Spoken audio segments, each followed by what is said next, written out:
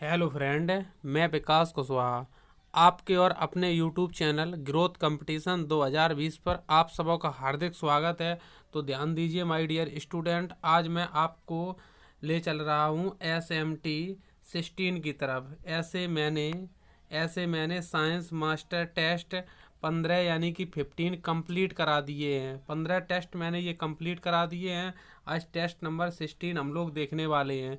तो ये टेस्ट उन स्टूडेंटों के लिए ज़रूरी है जो SSC की तैयारी करते हैं, बैंक या रेलवे की, या फिर जहाँ पर साइंस आती है, चाहे PCS की भी तैयारी करें, तो आपके लिए टेस्ट बहुत ही ज़रूरी रहेगा। और इसमें ख़ास बात ये है, मैंने आज इसमें बायोलॉजी के 41 क्वेश्चन लिए हैं। इन 41 क्वेश्चन का हम चारों ऑप्शन के साथ एनालिसिस करेंगे। जो चार ऑप्शन में हमें लगेगा कि ज़रूरी क्वेश्चन बन रहा है, उस ऑप्शन को बताएंगे। और किसी किसी में तो बहुत ज़्यादा एक्सप्लेन करेंगे और किसी भी क्वेश्चन में एक्सप्लेन भी नहीं हो पाएगा। जहाँ पर ज़रूरत समझेंगे वहाँ एक्सप्लेन करेंगे। चलिए बिना वक्त गंवाए हम स्टार्ट करते हैं। अगर आपने 15 टेस्ट नहीं देखे हैं तो पिछले टेस्ट और देख लीजिएगा, तो बहुत ही धांसू बेहतरीन तरीके से आपकी कॉम्पिटिटिव एग्जाम की तैयारी हो जाएगी। चलिए, क्वेश्चन नंबर 1 लिखा हुआ, पुष्प किसका रूपांतरण है। सबसे पहले इसके बारे में जानते हैं। स्क्रीन पर देखिए दोस्तों, सबसे पहले ध्यान से जो जो पॉइंट मैं बोलता जाऊं उसको आप स्क्रीन पर समझिए और ध्यान से सुनिए। थोड़ा ये बड़ा डिटेल है इस क्वेश्चन में और अगले क्वेश्चनों में कम है, तो जुड़े रहिए, छोड़ के नहीं भागना है। तभी मैं आपको एक बहुत ही अच्छा बना पाऊंगा, मतलब हमसे ज़्यादा होशियार तभी हो पाओगे जब मेरे साथ बने रहोगे। चलिए सुनिए मेरी बात ध्यान से। पुष्प अथवा फूल जनन संरचना है जो पौधे में पाई जाती है।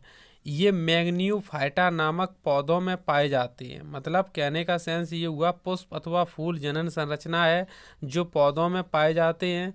ये मैग्नियोफाइटा नामक पौधों में पाए जाते हैं, जिससे एग्नियो शुक्राणु भी कहा जाता है। जिसे कहने का मतलब एग्नियो शुक्राणु भी कहा जाता है।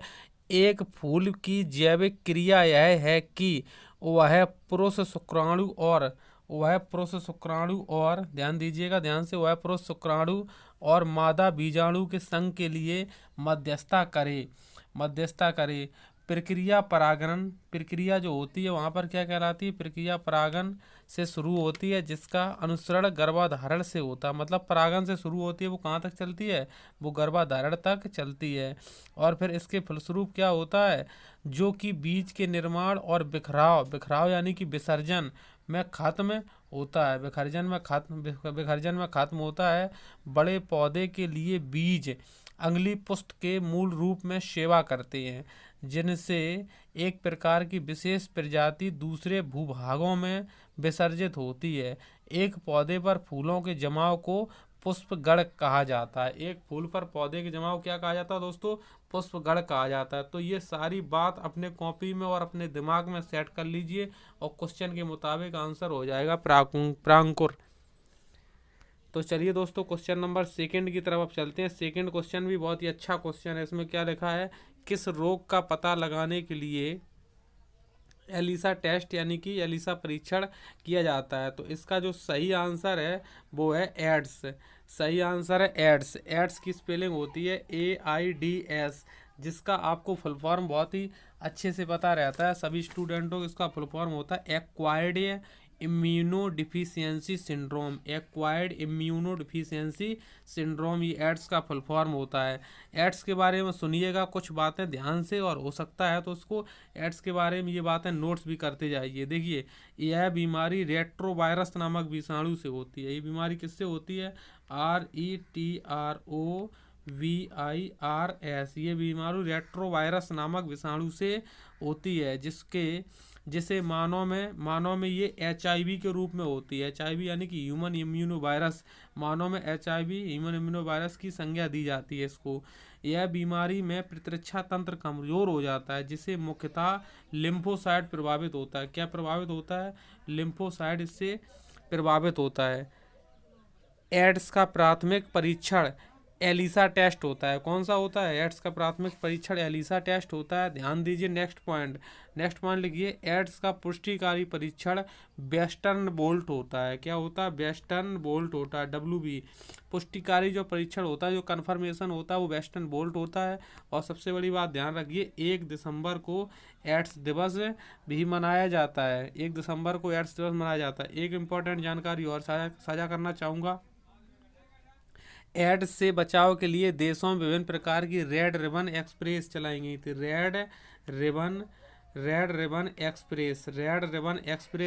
थी विभिन्न देशों में एड्स के बचाव के लिए। दोस्तों क्या चलाई गई थी? रेड रिबन एक्सप्रेस चलाई गई थी एड्स के बचाव के लिए। रेड रिबन जो एक्सप्रेस थी, उसको मतलब एड्स के बारे में लोगों को जागरूक किया गया था। रेड रिबन एक्सप्रेस चलाई गई थी। तो और सबसे बड़ी जानकारी और आपसे साझा करना है, जो हर जगह पॉइंट नहीं मिलते हैं, लिखिएगा पॉइंट। भारत में एड्स का पहला रोगी चेन्नई से प्राप्त हुआ था। भारत में पहला रोगी एड्स का कहाँ से मिला था दोस्तों? चेन्नई से मिला था। भारत में जो पहला रोगी एड्स का देखा गया था, वो चेन्नई से देखा गया था। और दूसरी बात ध्यान दीजिए, HIV पॉजिटिव की सर्वाधिक संख्या भारत के आंध्र प्रदेश में है। HIV पॉजिटिव की भारत में सबसे ज़्यादा संख्या किसकी जगह है? सबसे ज़्यादा संख्या दोस्तों आंध्र प्रदेश में है। लेकिन एड्स के सर्वाधिक जो रोगी हैं, वो तमिलनाडु में है। एड्स के सर्वाधिक रोगी कहाँ पर है? सर्वाधिक रोगी तो तमिलनाडु में, लेकिन संख्या कहाँ पर है? संख्या चेन्नई में ज़्यादा है। तो इस चीज़ को भी आपको ध्यान रखना है। और सबसे ज़रूरी बात, युगांडा को एड्स की राजधानी कहा जाता है। युगांडा को दोस्तों क्या कहा जाता है? युगांडा जो अफ्रीका महाद्वीप में देश पड़ता है, वो एड्स की राजधानी कहा जाता है। तो ये सारे क्वेश्चन थे, अपने कॉपी में लिखते जाइए, कॉपी पेन लेके जरूर बैठिएगा। क्वेश्चन नंबर थर्ड में क्या पूछा गया? पुष्पों को खिलने एवं बंद, मतलब ओपन और क्लोज होती है, उसको क्या कहते हैं? पुष्प जो खिलते हैं या बंद होते हैं, उसको क्या कहते हैं? उसको कहते हैं अनुकुंचन। क्या कहते हैं? उसको अनुकुंचन कहते हैं। चलिए क्वेश्चन नंबर 4 देखिए, इसमें अच्छा क्वेश्चन लिखा हुआ है। दाढ़ी मूछों का निकलना किस हार्मोन से संबंधित है? मतलब जो दाढ़ी और मूछ निकलती है, वो किसके वजह से संबंधित है? वो टेस्टोटॉन्स की वजह से निकलती है। किसकी वजह से निकलती है? टेस्टोटॉन्स की वजह से निकलती है। क्वेश्चन नंबर 5, लकवा किस विटामिन कमी से होता है? जो मतलब शरीर में लकवा मार जाता है, कहते हैं लकवा मार गया, तो विटामिन ये B7 की वजह से होता है। किसकी वजह से होता है दोस्तों? B7 की वजह से होता है। तो लकवा विटामिन B7 की वजह से लोगों को मार जाता है, ये चीज़ ध्यान रखना। अच्छा, विटामिन ए की कमी से रतौंधी नामक रोग होता है। विटामिन ए की कमी से क्या होता है दोस्तों? रतौंधी नामक रोग होता है। और विटामिन ए का संचय कहाँ पर होता है? इसका संचय यकृत में होता है। ठीक है, यकृत में होता है। ये कहाँ पाई जाती है विटामिन? गाजर, पपीता, पीले फल, अंडा, मक्खन, मछली के तेल, हरी सब्जी, यकृत, कच्चे आम, हरी धनिया आदि में पाई जाती है। इसका कार्य क्या होता है? नेत्र की शलाखाओं का संश्लेषण। इस विटामिन का कार्य है नेत्र की शलाखाओं का संश्लेषण। विटामिन डी की कमी से क्या होता है? विटामिन डी की कमी से सूखा रोग हो जाता है बच्चों में, और जो वयस्क पर्सन होते हैं उसमें ऑस्टोमलेशिया हो जाता है। विटामिन के की कमी से क्या होता है? रुधिर का थक्का बनने में ये सहायक होती है विटामिन के। और चलिए क्वेश्चन नेक्स्ट देख लीजिए, किस विटामिन की कमी के कारण बाल सफ़ेद होते हैं? किस विटामिन की कमी के कारण बाल सफ़ेद होते हैं? B3 के कारण बाल सफ़ेद होते हैं। तो B3 के बारे में कुछ जानकारी मैं आपसे साझा करना चाहूँगा। B3 का रासायनिक नाम लिखिए, जिसका रासायनिक नाम होता है निकोटिनिक अम्ल। इसका रासायनिक नाम क्या होता है? निकोटिनिक अम्ल होता है, या इसी को B3 का रासायनिक नाम नियासिन भी कहते हैं, या इसी को निकोटिनामाइड भी कहते हैं। और सबसे ज़रूरी बात ध्यान रखिए, इसकी कमी से एक पीलिग्रा नामक रोग भी होता है। पीलिग्रा नामक रोग भी हो जाता है। पीलिग्रा नामक रोग भी हो जाता है। ठीक है, B3 ध्यान रखिएगा। और इसका मतलब स्रोत क्या है? दूध में, यकृत में, ताज़ा मांस, दाल या खमीर आदि में पाई जाती है। तो ये चीज़ आपको ध्यान रखनी है विटामिन B3 के बारे में। विटामिन ई को सुंदरता का विटामिन भी कहते हैं, विटामिन ए। ठीक है, और ये डी सारा का सारा मैंने रासायनिक नाम बता दिया है। पीछे वाले वीडियो में देखिए, वीडियो नंबर 13 शायद है, उसमें देख लीजिएगा चेक कर करके।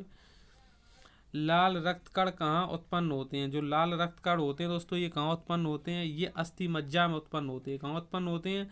ये अस्थि मज्जा में होते हैं, यानी कि RBC, जिसको रेड ब्लड कॉर्पस कहते हैं। लाइसोसोम की खोज किसने की थी?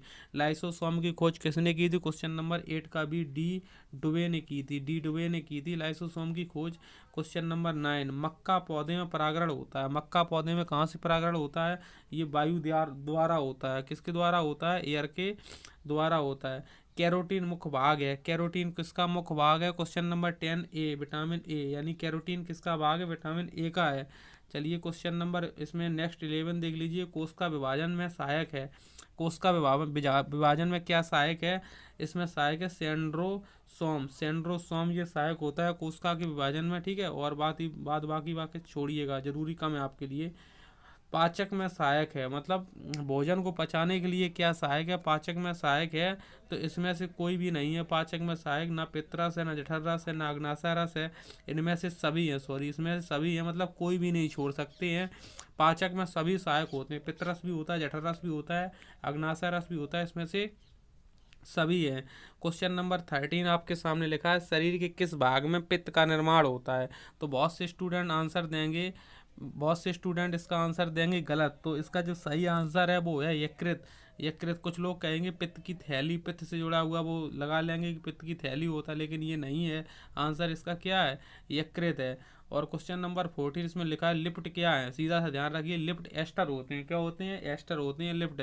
और क्वेश्चन नंबर 15 की तरफ चलते हैं। अगला 15 नंबर क्वेश्चन देखिए, बहुत ही अच्छा क्वेश्चन है दोस्तों। एक बात जरूर ध्यान देना है, अगर आप मेरे चैनल पर नए हैं तो मेरे चैनल को आप सब्सक्राइब करो और वीडियो को लाइक कर दिया करो और कमेंट, वीडियो को शेयर कर दिया करो। और कमेंट सेक्शन में आपको जो उचित पॉइंट लिखा करे मेरे लिए, उसको आप लिख सकते हो, ताकि मुझको मोटिवेट मिलता है। मतलब शेयर, लाइक, सब्सक्राइब और कमेंट जरूर आपको करना है, ठीक है। ये टेस्ट 16 चल रहा है, इसे मैंने 15 कंप्लीट करा दिए हैं। ये मैं मतलब टेस्ट कहाँ से क्वेश्चन बनाता हूँ? जो आज से 20 साल पहले पेपर आए हैं, उन पेपरों से छांट छांट के ये क्वेश्चन बनाए जाते हैं, उसी से मैं आपका ये टेस्ट बना देता हूँ। कैंसर के इलाज के लिए किस ड्रग का प्रयोग किया जाता है? मतलब कैंसर के इलाज के लिए किस दवाई का प्रयोग किया जाता है? तो यहाँ पर इंटरफेरॉन का प्रयोग किया जाता है। किसका? इंटरफेरॉन का। लेजर की खोज किसने की थी? मतलब जो लेजर है उसकी खोज किसने की थी? उसकी खोज मेमह ने की थी। किसने की दोस्तों? मेमह ने की थी। नेक्स्ट क्वेश्चन, किडनी का प्रत्यारोपण सर्वप्रथम किसने किया था? मतलब जो किडनी का प्रत्यारोपण था, ये सर्वप्रथम दोस्तों किसने किया था? ये सर्वप्रथम जोसेफ मुरे ने किया था। किसने किया था? जोसेफ मुरे ने किया था। ईसीजी, इलेक्ट्रोकार्डियोग्राम का आविष्कार किसने किया था? ईसीजी का आविष्कार किसने किया था? तो ये हॉस बर्गर ने किया था। किसने किया था? हॉस बर्गर ने किया था। भारत में सर्वप्रथम किस वर्ष एड्स की पहचान की गई थी? भारत में सर्वप्रथम किस वर्ष एड्स की पहचान की गई थी? क्वेश्चन नंबर 19 का डी, 1986 में की गई थी। कब की गई थी? 1986 में की गई थी। क्वेश्चन नंबर नेक्स्ट, भारत में चेचक का उन्मूलन कब हुआ था? भारत में चेचक का उन्मूलन कब हुआ था? तो चेचक के बारे में जान लीजिएगा, जिसको चिकन पॉक्स के नाम से जाना जाता है। क्वेश्चन नंबर 20 अच्छा क्वेश्चन है। तो इसका उन्मूलन 1975 में किया गया था। फ्लू किसके द्वारा फैलता है? मतलब जो फ्लू नामक बीमारी है, ये किसके द्वारा कहीं फैलती है? तो ये विषाणु के द्वारा फैलती है। किसके द्वारा फैलती है? विषाणु। विषाणु बोलेगा तो वायरस, जैसे अभी कोरोना वायरस चल रहा है, कोविड-19, ठीक है। तो ध्यान रखिए, तो ये फ्लू किसके द्वारा फैलती है? ये विषाणु के द्वारा फैलती है। क्वेश्चन नंबर 22, मानव मस्तिष्क का सबसे बड़ा भाग कौन सा होता है? क्वेश्चन नंबर 22, जो मानव मस्तिष्क सबसे बड़ा भाग सेरिब्रम होता है। सेरिब्रम को बुद्धिमानी का केंद्र भी कहते हैं, ये भी चीज़ ध्यान रखनी है। मांस, अंडा एवं दूध प्रमुख किसके स्रोत हैं? मांस, अंडा एवं दूध से क्या मिलता है? मतलब ये किसके प्रमुख है स्रोत हैं? तो ये प्रोटीन के स्रोत हैं। किसके स्रोत हैं? ये प्रोटीन के स्रोत हैं। मनुष्य के शरीर में पसलियों की संख्या कितनी होती है? मनुष्य के शरीर में पसलियों की संख्या कितनी होती है? तो ये क्वेश्चन नंबर 24 आंसर यहाँ पर 20-24 होती है। अगला क्वेश्चन देखिए, विश्व वन दिवस कब मनाया जाता है? विश्व जो वन दिवस है वो कब मनाया जाता है? ये 21 मार्च को मनाया जाता है। 21 मार्च। 5 जून के लिए लिख लीजिएगा विश्व पर्यावरण दिवस। 5 जून के लिए लिख लीजिएगा विश्व पर्यावरण दिवस। नेक्स्ट लिख लीजिए 28 फरवरी के लिए लिखिएगा राष्ट्रीय विज्ञान दिवस। राष्ट्रीय विज्ञान दिवस। और नेक्स्ट 14 मार्च के लिए लिख लीजिएगा कि पाई दिवस मनाया जाता है। जो आप देखते हो पाई यानी कि 22/7, आप देखते हो पाई यानी कि जिसकी खोज की गई थी, तो ये 22/7 यानी कि पाई की खोज की गई थी। पाई यानी कि पाई दिवस मनाया जाता है 14 मार्च को। ये चीज़ जाने रहिए, बहुत कम बुकों में दिया रहता है। ल्यूकेमिया किसके कारण होता है? मतलब जो ल्यूकेमिया नामक बीमारी होती है किसके कारण होती है? तो ये एसआर स्ट्रांसियम 90 के कारण होती है। किसके कारण होती है? एसआर स्ट्रांसियम 90, ठीक है। अच्छा, ये चीज़ ध्यान रखनी है। हृदय रोगियों को ज़्यादा नहीं लेना चाहिए। जो मतलब हृदय के रोगी होते हैं उनको क्या ज़्यादा नहीं लेना चाहिए? तो उनको वसा ज़्यादा नहीं लेना चाहिए। वसा से उनके शरीर में प्रॉब्लम्स आती है। मनुष्य के जीवन काल में कितने दांत 2 बार आते हैं? ऐसे कितने दांत हैं जो 2 बार आते हैं? 20 दांत। कितने दांत हैं? 20 दांत 2 बार आते हैं। चलिए क्वेश्चन नंबर 29 की तरफ चलते हैं। 29 क्वेश्चन बहुत ही शानदार क्वेश्चन है, बने रहिए लास्ट तक मेरे साथ। इंसुलिन प्राप्त होता है, इंसुलिन दोस्तों किससे प्राप्त होता है? डहलिया की जड़ों से प्राप्त होता है, डहलिया की जड़ों से प्राप्त होता है इंसुलिन। क्वेश्चन नंबर 30, इसमें लिखा हुआ निषेचन की क्रिया कहाँ पर होती है? मतलब जो निषेचन की क्रिया होती है, चारों ऑप्शन हम देख के बताइए कहाँ से होती है? अंडवाहिनियों से होती है। कहाँ से होती है? अंडवाहिनियों से होती है। ये बायोलॉजी की बहुत ही चुनिंदा क्वेश्चन है, इसको नोट करिए बेटा कॉपी में। मानव के शरीर में सबसे प्रचुर मात्रा में कौन सा तत्व होता है? 31 नंबर क्वेश्चन का आंसर डी हो जाएगा, ऑक्सीजन होता है। कौन सा प्रचुर मात्रा में होता है? ऑक्सीजन का संकेत ओ होता है। ध्यान दीजिए, वायुमंडल में ऑक्सीजन कितने परसेंट? 21% होती है। और वायुमंडल में नाइट्रोजन 78% होती है, और यूरिया में नाइट्रोजन 46% होती है। सबसे अधिक श्रृंखलन का गुण कार्बन में पाया जाता है। कार्बन के 3 अपर रूप होते हैं, हीरा, ग्रेफाइट और फुलरेंस होता है। हीरा, ग्रेफाइट और फुलरेंस होता है। नाइट्रोजन कैल्शियम होता है, ये कैल्शियम मनुष्य के शरीर में कैल्शियम फास्फेट के रूप में पाया जाता है, जिसका सूत्र होता है CA3PO4 का होल ट्वाइस। कई बार कैल्शियम फास्फेट का सूत्र पूछ लेता है। जब कोई व्यक्ति सोता है तो उसका रक्तचाप कैसा होता है? मतलब रक्तचाप, ब्लड प्रेशर कैसा हो जाता है व्यक्ति को सोते के टाइम में? ये घट जाता है। और रक्तचाप यानी कि मासिक चक्र के दौरान और सोते समय अक्सर कर घट ही जाता है, ठीक है। तब व्यक्ति अपने आप को आलसी थोड़ा महसूस करने लगता है। कभी देखना सोकर जगना थोड़ी शरीर में आलस रहती है, क्योंकि रक्तचाप घट जाता है। मानव शरीर में यूरिया, यूरिया यानी कि NH2CO NH2 जो मतलब नाइट्रोजन 46% होती है, उसी की बात की है। यूरिया के प्रयोगशाला में दोस्तों सबसे पहले बनाया गया था। सबसे पहले बनने वाला कार्बनिक पदार्थ प्रयोगशाला में कौन सा है? यूरिया। क्वेश्चन क्या है? मानव शरीर में यूरिया की मात्रा पाई जाती है। मानव शरीर में यूरिया की अधिकतम मात्रा पाई जाती है। मतलब अधिकतम मात्रा इसकी यूरिया की दोस्तों कहाँ पाई जाती है? इसकी मूत्र में पाई जाती है। कहाँ पर पाई जाती है? मूत्र में, मूत्र में पाई जाती है यूरिया की अधिकतम मात्रा। कपास के रेशे मिलते हैं, मतलब कपास के जो रेशे होते हैं वो कहाँ से मिलते हैं? वो किससे मिलते हैं? बीज से मिलते हैं। कहाँ से मिलते हैं? बीज से मिलते हैं। कौन सा विटामिन अंडे में बिल्कुल नहीं पाया जाता है? अंडे में कौन सा विटामिन बिल्कुल नहीं पाया जाता है? तो इसमें विटामिन सी नहीं पाई जाती है। अंडे में विटामिन सी नहीं पाई जाती, बाकी की विटामिन पाई जाती है। मानव मूत्र से सामान्यतः किस विटामिन का उत्सर्जन होता है? मतलब मानव के मूत्र से सामान्यतः किस विटामिन का उत्सर्जन होता है? वो विटामिन सी का उत्सर्जन होता है सामान्यतः, मतलब जनरली पूछा गया है। तो विटामिन ए भी नहीं, के भी नहीं, कौन सी हो सकती है? विटामिन सी हो सकती है। पेप्सिन, पेप्सिन बदल देता है, मतलब पेप्सिन किसको बदल देता है? क्वेश्चन नंबर 37 का आंसर यहाँ पर दोस्तों बी हो जाएगा।